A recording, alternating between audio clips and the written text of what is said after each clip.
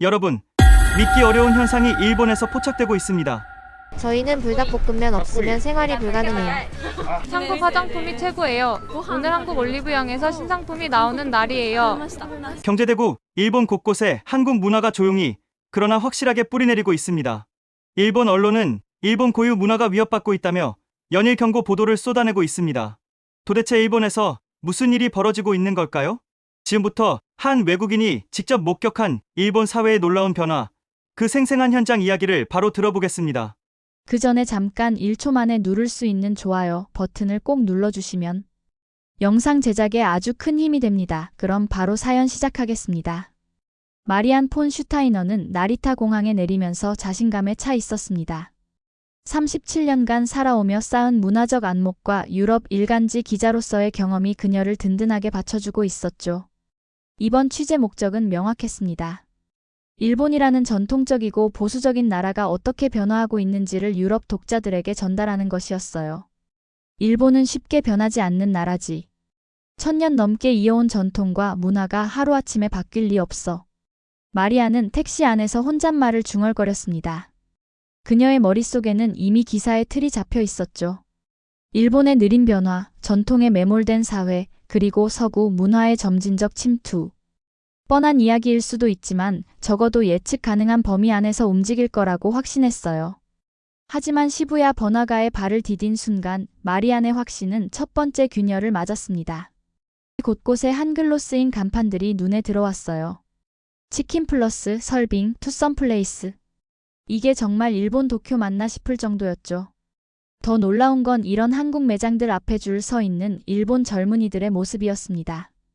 이상하네. 일본 사람들이 왜 한국 치킨집에 줄을 서지? 마리아는 당황스러운 마음을 감추며 주변을 둘러봤어요. 길을 오가는 젊은 여성들의 대화에서 한국어 단어들이 자연스럽게 섞여 나왔습니다.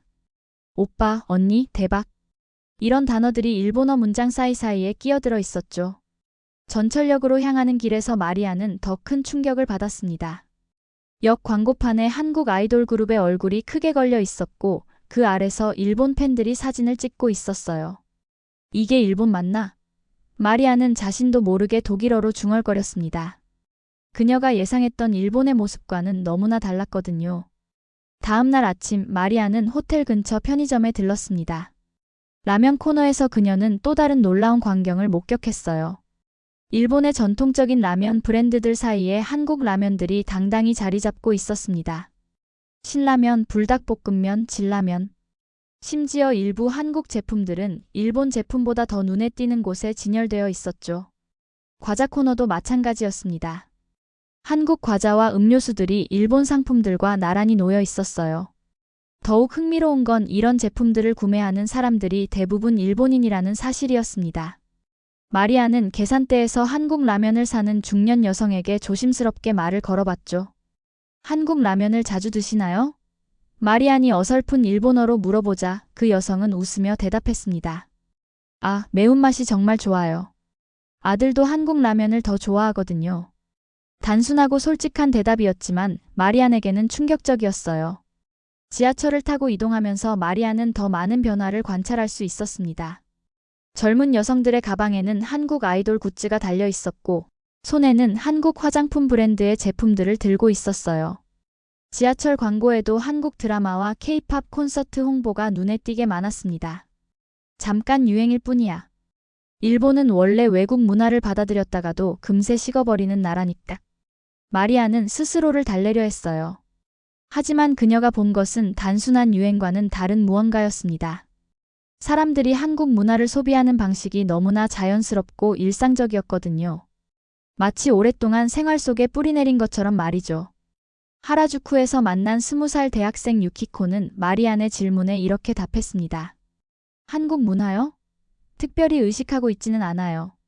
그냥 좋은 걸 좋다고 하는 거죠. 셋째 날, 마리아는 본격적인 취재를 위해 일본의 주요 언론사들을 방문했습니다. 그곳에서 그녀는 예상치 못한 분위기를 감지했어요. 일본 언론들은 한국 문화의 확산에 대해 상당한 경계심을 드러내고 있었습니다. 한일간지의 문화부 데스크는 마리안에게 이렇게 말했어요. 젊은 세대의 한국 추종 현상이 심각한 수준에 이르렀습니다. 이대로 가다간 일본 고유의 정체성이 위협받을 수 있어요. 그의 목소리에는 진짜 걱정이 담겨 있었죠. 마리아는 이런 반응이 오히려 흥미로웠습니다. 만약 단순한 유행이라면 언론이 이렇게까지 민감하게 반응할 이유가 없었거든요. 또 다른 신문사의 기자는 더욱 직설적이었습니다. 한국 문화가 일본 젊은이들의 가치관까지 바꾸고 있어요. 언어 습관부터 시작해서 패션, 음식, 심지어 연애관까지 말이죠. 그는 한국 드라마의 영향으로 일본 젊은 여성들이 남성에게 기대하는 모습까지 변하고 있다고 주장했어요. 하지만 마리안이 직접 거리에서 만난 젊은 세대들의 반응은 언론의 우려와는 달랐습니다. 그들은 한국 문화를 맹목적으로 추종하는 게 아니라 매우 실용적이고 합리적인 이유로 선택하고 있었어요. 20대 초반의 대학생 히로시는 이렇게 말했습니다. 한국 앱들이 정말 편리해요. 디자인도 직관적이고 기능도 일본 앱보다 뛰어나거든요. 또 다른 여대생 아이카는 한국 화장품에 대해 이야기했어요. 가격 대비 품질이 정말 좋아요. 일본 제품보다 저렴하면서도 효과는 더 좋거든요. 브랜드 네임 때문이 아니라 실제 경험 때문에 선택하는 거예요. 이런 대답들을 들으며 마리아는 점점 혼란스러워졌습니다. 언론이 그리는 그림과 현실 사이에 너무 큰 간극이 있었거든요. 방송국의 한 프로듀서는 마리안에게 솔직하게 털어놓았어요. 시청률을 생각하면 한국 콘텐츠를 무시할 수 없습니다. 특히 젊은 층의 반응이 폭발적이거든요. 나흘째부터 마리안은 본격적으로 일본 젊은 세대들과 깊은 대화를 나누기 시작했습니다. 와세다 대학교 캠퍼스에서 만난 경영학과 3학년 타나카 유우는 그녀의 고정관념을 완전히 뒤흔들어 놓았어요. 한국 기업들의 조직 문화가 정말 인상 깊어요. 수직적인 일본 기업과 달리 자유롭고 창의적인 분위기거든요. 유우는 자신이 인턴십을 했던 한국계 기업에서의 경험을 생생하게 들려줬습니다. 아이디어가 있으면 바로 윗선에 전달할 수 있고 나이나 직급에 상관없이 의견을 존중해 주더라고요. 일본 전통 기업에서는 상상할 수 없는 일이죠. 공학을 전공하는 사토 켄지는 기술적 측면에서 한국을 바라보고 있었어요. 한국의 스타트업 생태계는 정말 역동적입니다. 빠른 의사결정, 과감한 투자, 그리고 실패를 두려워하지 않는 문화까지. 일본이 꼭 배워야 할 점들이에요. 그는 자신도 졸업 후에는 한국 기업에서 일해보고 싶다고 말했죠. 패션 디자인을 공부하는 여대생 미즈키는 한국 패션의 매력에 대해 열변을 토했습니다. 한국 패션은 정말 실용적이면서도 트렌디해요. 일본 패션이 너무 복잡하고 비싸다면 한국 패션은 일상에서 쉽게 소화할 수 있거든요. 그녀의 옷차림을 보니 정말 한국 브랜드로 온통 꾸며져 있었어요. 하지만 가장 충격적이었던 건 경제학과 대학원생 히라노 마사키의 말이었습니다. 솔직히 말하면 일본은 이미 한국에게 추월당했다고 봐야죠. 특히 문화 콘텐츠나 정보기술 분야에서는 말이에요. 그는 냉정하고 객관적인 어조로 현실을 분석했어요. 우리가 과거의 영광에 안주하고 있는 동안 한국은 끊임없이 혁신하고 발전해왔거든요. 마리아는 이런 대화들을 나누면서 자신의 오만함이 점점 무너져가는 걸 느꼈습니다. 그녀가 생각했던 가벼운 아시아 문화라는 편견이 얼마나 잘못된 것이었는지 깨닫기 시작했어요. 닷새째, 마리아는 세대 간의 시각 차이를 직접 목격할 기회를 얻었습니다. 도쿄 주택가의 한 커뮤니티 센터에서 열린 지역 주민 간담회에 참석하게 된 거예요. 그곳에서 벌어진 대화는 일본 사회의 깊은 균열을 보여주었습니다. 50대 주부 다나카 요시코는 걱정스러운 표정으로 말문을 열었어요. 우리 딸이 요즘 한국 드라마만 보면서 한국 남자들이 최고라고 하거든요. 일본 남성들은 다 별로라면서 말이에요. 이런 게 정말 괜찮은 건가요? 그녀의 목소리에는 진짜 고민이 담겨 있었습니다. 60대 회사원 사토 히데오는 더 직설적이었어요. 왜 굳이 외국 것만 좋다고 하는 건지 모르겠어요. 우리나라에도 좋은 게 얼마나 많은데 말이죠. 젊은 애들이 너무 맹목적으로 따라하는 것 같아서 걱정입니다. 그의 말에 몇몇 기성세대들이 고개를 끄덕였어요. 하지만 같은 자리에 있던 60대 음식점 사장 야마다 겐지의 의견은 달랐습니다. 저는 작년부터 가게에 한국 메뉴를 추가했는데 매출이 30%나 올랐어요. 특히 젊은 손님들이 많이 늘었고요. 비즈니스 관점에서 보면 나쁠 게 없죠. 그는 현실적인 경험을 바탕으로 이야기했어요. 20대 대학생 오가와 리나는 기성세대들의 우려에 차분하게 반박했습니다. 저희는 무조건 한국 것이 좋다고 생각하는 게 아니에요. 정말 좋은 것들을 선택하는 거죠. 한국 화장품은 일본 제품보다 가성비가 좋고 한국 드라마는 스토리가 더 재밌거든요.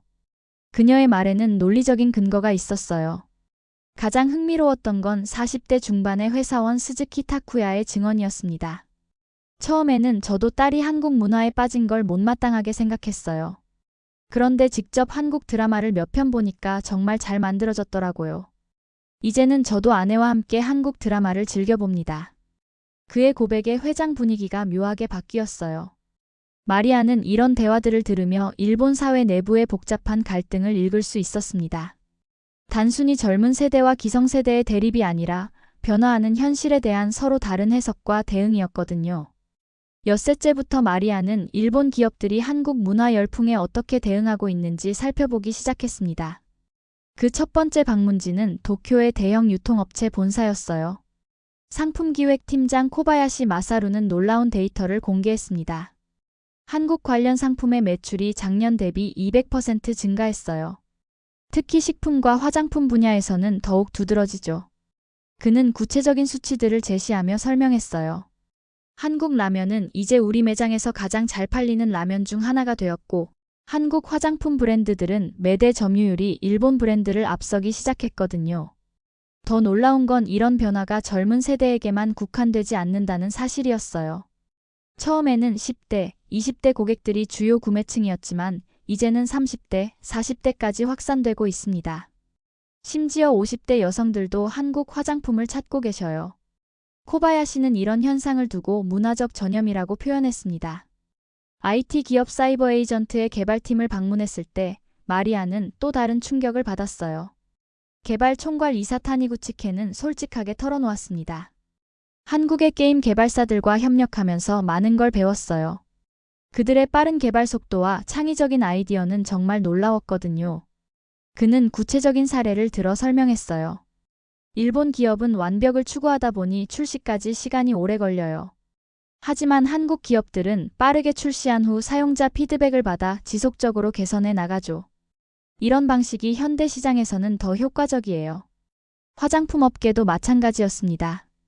일본의 전통적인 화장품 회사 시세이도의 마케팅 담당자는 위기감을 숨기지 않았어요. 한국 브랜드들의 마케팅 전략이 정말 혁신적이에요. 소셜미디어 활용도부터 시작해서 인플루언서 마케팅, 체험형 매장 운영까지. 우리가 배워야 할 점이 너무 많죠.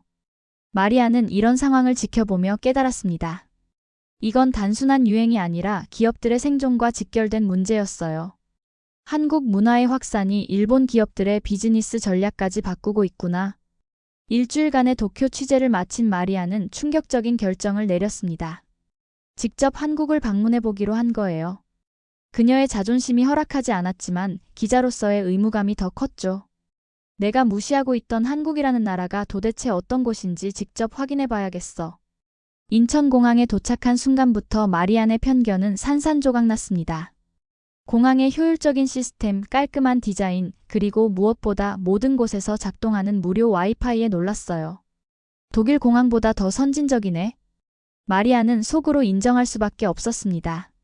지하철을 타고 서울 시내로 향하는 동안 마리아는 계속해서 새로운 충격을 받았어요. 지하철역마다 설치된 스크린도어, 실시간으로 업데이트되는 열차 정보, 그리고 지하철 안에서도 끊기지 않는 인터넷 연결. 이게 정말 아시아 국가 맞나? 그녀는 자신도 모르게 독일어로 중얼거렸습니다. 강남역에 내린 마리아는 완전히 다른 세상에 온 기분이었어요. 고층 빌딩들 사이로 펼쳐진 현대적인 거리, 세련된 카페와 레스토랑들, 그리고 무엇보다 젊은 에너지로 가득한 사람들의 모습. 모든 것이 그녀가 상상했던 한국과는 전혀 달랐어요. 더욱 놀라운 건 사람들의 개방성이었습니다. 길을 물어보자 친절하게 안내해주는 시민들, 카페에서 만난 대학생들은 영어로 유럽 문화에 대해 해박한 지식을 보여줬어요. 한 여대생은 마리안에게 이렇게 말했습니다. 오스트리아요? 모차르트와 잘츠부르크 정말 좋아해요. 언젠가 꼭 가보고 싶어요. 홍대에서 만난 스타트업 대표 김민주는 마리안의 마지막 편견마저 무너뜨렸어요.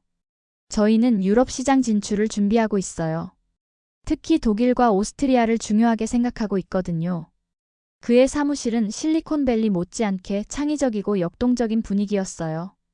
서울에서의 사흘 동안 마리아는 자신의 오만함이 얼마나 잘못된 것이었는지 뼈저리게 깨달았습니다. 내가 무시하던 한국이 오히려 많은 면에서 유럽보다 앞서 있었구나. 한국에서 돌아온 마리안이 다시 도쿄 거리를 걸었을 때 모든 것이 다르게 보였습니다. 처음 봤을 때는 이상하고 어색했던 한글 간판들이 이제는 자연스럽게 느껴졌어요. 한국 치킨집 앞에 줄 선 일본 젊은이들의 모습도 이상할 게 없었죠. 오히려 당연한 선택으로 여겨졌습니다. 지하철에서 다시 만난 일본 젊은이들과의 대화도 완전히 달랐어요. 이전에는 그들이 단순히 유행을 따라가는 것으로 보였지만 이제는 그들의 선택이 얼마나 합리적이고 현명한지 이해할 수 있었습니다. 20살 대학생 미사키는 마리안에게 이렇게 말했어요.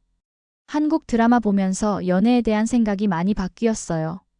더 솔직하고 당당해졌다고 할까요? 마리안은 한 달간의 취재를 정리하면서 놀라운 변화를 발견했습니다. 한국 문화가 젊은 세대뿐만 아니라 기성세대에게까지 서서히 스며들고 있었어요. 처음에는 반대했던 부모들도 점차 한국 드라마를 함께 시청하기 시작했고, 한국 음식을 가족 모임에서 주문하는 경우도 늘어났죠. 더 중요한 건 기업과 언론, 심지어 정치권까지도 변화하고 있다는 사실이었어요. 일본 정부는 한국과의 문화교류 확대를 공식적으로 발표했고, 주요 기업들은 한국 기업들과의 협력을 늘려가고 있었습니다. 언론도 초기의 경계심에서 벗어나 더 객관적이고 균형 잡힌 보도를 시작했어요. 마리안이 가장 인상 깊었던 건 이런 변화가 일본에만 국한되지 않는다는 사실이었습니다. 동남아시아, 중동, 심지어 유럽까지 한국의 소프트 파워가 확산되고 있었거든요. 프랑스 파리의 K-팝 콘서트장을 가득 메운 현지인들, 독일 슈퍼마켓에 진열된 한국 라면들, 이탈리아 패션 위크에서 주목받는 한국 디자이너들. 한국은 단순한 문화 수출국이 아니야. 새로운 가치관과 라이프 스타일을 제시하는 나라구나. 마리아는 마침내 깨달았습니다. 한국의 진짜 힘은 경제력이나 군사력이 아니라 사람들의 마음을 움직이는 소프트 파워에 있었던 거예요. 기사를 마무리하며 마리아는 자신의 변화를 솔직하게 고백했습니다. 나는 오만했고 편견에 사로잡혀 있었다. 하지만 이번 취재를 통해 진정한 문화의 힘이 무엇인지 배웠다. 한국이 보여준 건 바로 그것이었다. 영상 시청해주셔서 감사합니다. 오늘의 감동만만세 사연 어떠셨나요? 감동적인 이야기가 여러분의 가슴에 와닿기를 바랍니다. 여러분의 뜨거운 의견을 댓글로 남겨주시고 이 영상이 여러분의 가슴을 올렸다면 구독과 좋아요 그리고 공유를 부탁드립니다. 대한민국의 위대한 이야기가 더 많은 사람들에게 전해질 수 있도록 함께 해주세요. 저는 다음에 더 좋은 사연으로 돌아오겠습니다. 감사합니다.